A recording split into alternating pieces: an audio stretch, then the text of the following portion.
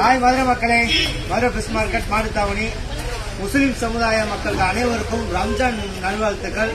Madurai fish market சார்பாக இன்னைக்கு என்னன்னு பாத்தீங்கன்னா ரம்ஜான் வந்துட்டு பாறை வந்திருக்கு. இன்னைக்கு ஒரு 20 கிலோ இந்த பாறை. ஸோ ஒரு ஜாயிண்ட் ஃபேமிலிக்கு அருமையான மீன் போன்லெஸ் சாப்பிட்றதுக்கு மக்களே நம்ம வீடியோ ஃபுல்லா பாருங்க. மீனோட போட்டோஸ் கிட்டத்தட்ட 65 வகையான மீன்கள் தெளிவாகவும் சூப்பராகவும் போட்டிருக்கேன்.